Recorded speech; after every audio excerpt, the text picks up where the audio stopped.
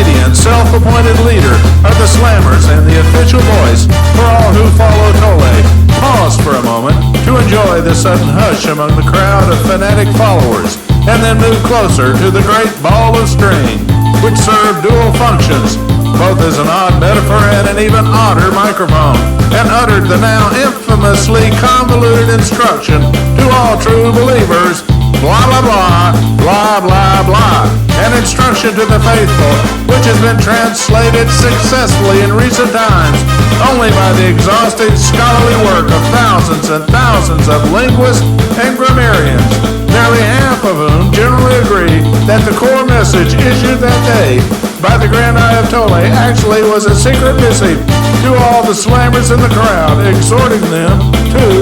grab your balls and hit the lanes, cause it's Super Tuesday and every trade game is free. A curious reference to the small but growing intergalactic pastime of the slammers, which, to be specific, refers to the slammers' complete and total fascination with that particularly noble game and sport which on the planet Earth is called bowling, and is well known to evoke comparable, if not greatly increased, levels of enthusiasm among its more impassioned devotees on Earth who, quite naturally, form bowling leagues where intricately designed shirts that often feature custom embroidery showcasing their club names and favorite monikers, don multicolored shoes which are made from the dried and processed hides of assorted animals and are designed by specially trained physicists and engineers to provide equal amounts of sliding and stopping power, and who, more than anything else, desire to get as many strikes as possible,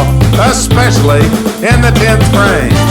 The recent strikes of another type, made by the slammers in their assault on the planet Ranivir, have been more successful than the Grand Eye of Tole had dreamed possible. And while the victory was something for all slammers to relish, the simple fact of the matter was that none of the slammers was able to relish much of anything, since one only became a slammer by succumbing completely to the elaborate and ever-present brainwashing that transformed otherwise good and sensible people into slammers, something the Grand Eye of Tole knew far too well, since he was the one who devised the various brainwashing procedures and techniques that made it possible to control and to manipulate his fanatic followers, the slammers. In the days and hours before the assault on Ranivir began, the Grand Eye of Tole had devoted most of his waking time to observing and refining the preparations being made for the assault. And even though the assault on Ranivir had all the appearances of being routine, the Grand Eye of Tole was very adamant in his concern that nothing should go wrong. In part, of course, this was a consequence of the greatly increased paranoia which affected the Grand Eye of Tole as more nations, planets, solar systems, and galaxies became aware of the slammer menace. But at the deepest levels, the Grand Eye of Tole was so completely insecure and insane in every respect that no matter how big the great ball of string became, it would never be big enough to fill the vast emptiness in his psyche, the void which at first unwillingly, but later with consciously inviting willingness, soon became filled with hate for everything good, a hate so deeply overwhelming that it consumed the mind of the Grand Eye of Tole and warped it so completely that the Grand Eye of Tole became different, transformed both internally and externally in ways that range from the subtle, such as his need to do everything 3 times, no more, no less, to the obvious, such as the curved horn that started growing from the middle of his forehead and the fuzzy tail that soon appeared and caused him to begin wearing elaborate robes in an effort to hide it, since it tended to make him look a bit like a monkey. The assault plan was as simple as it was brilliant, and it followed a time-tested schedule. First, thousands and thousands of slammers dressed in clown costumes and flying tiny airplanes which resembled bumper cars flew in formations across the sky, releasing colorful smoke trails that curiously stayed in place and were not affected by the prevailing winds in the atmosphere. These colorful smoke trails actually were special vapor pipes, which soon were woven into a grid that interlaced throughout the sky to form a net which covered the city or region that was being attacked. And since the slammers usually began their assaults in more rural areas, where people typically had no knowledge or advance warning of the slammers, what usually happened was that people would stand outside and watch the sky, presuming, quite unfortunately and incorrectly, that it was a holiday show of some sort, even though this was no holiday show, and its purpose was dangerously simple.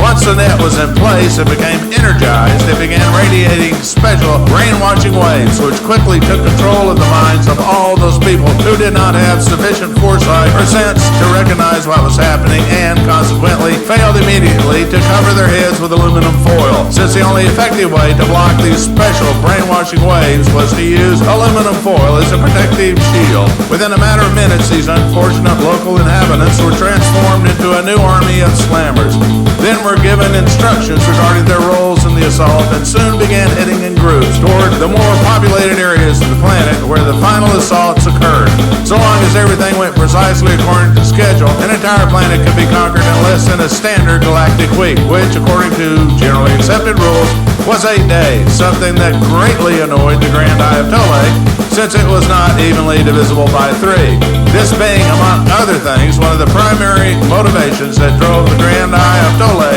to need to control as many nations, planets, solar systems, and galaxies as possible, which, of course, was the only way he could gain sufficient popular votes to cause precisely 1 day to be added to the generally accepted standard galactic week, thereby making it 9 days, which, of course, was evenly divisible by 3. Over the course of history, there have been many wars fought for a variety of good, bad, and remarkably silly reasons. But since this particular war was being fought over the definition of the generally accepted standard galactic week, then the final analysis placed it in a position somewhere between bad and silly overall, especially considering that very few of the inhabited planets of the universe even knew about the generally accepted standard galactic week, let alone gave it any thought or credibility in practice.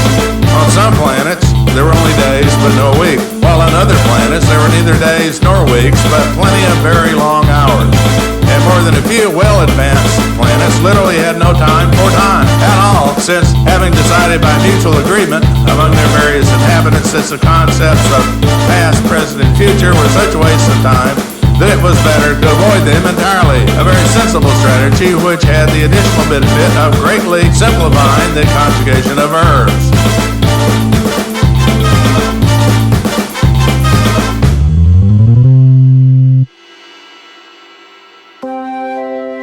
When the first wave of the assault on Ranivir began, Professor Dave Darkstone, noted astrophysicist and gravity generator expert, was on Ranivir visiting his family and relatives for the holidays.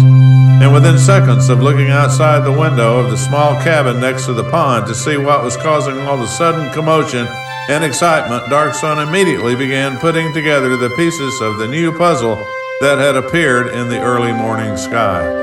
Having a pair of binoculars handy, since he was an avid bird watcher, Darkstone focused his gaze through the window onto the little airplanes that were flying in formation across the sky, and found it more than a tiny bit strange that the little airplanes were being flown by clowns,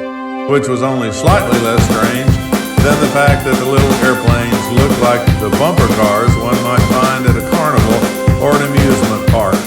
The smoke trails left behind by the little airplanes were very colorful, which increased the surreal aspects of the aerial display. But what most disturbed Darkstone was observing the smoke trails staying in place rather than being scattered by the prevailing winds that he knew were present in the lower atmosphere at this time of year on Ranivir.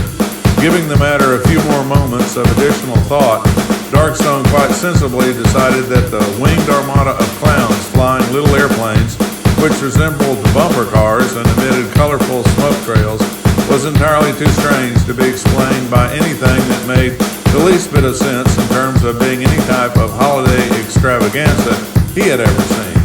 Consequently, Darkstone had the sudden realization that something might not be entirely right about what he was seeing in the sky so early in the morning.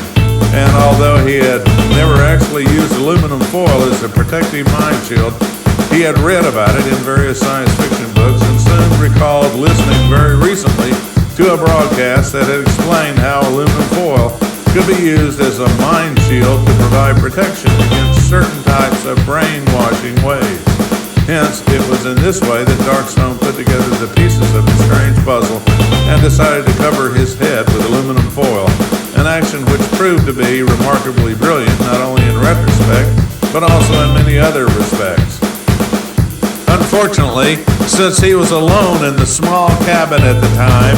due primarily to the fact that all his family and relatives immediately had run outside to watch what they naively thought was a holiday extravaganza in the sky,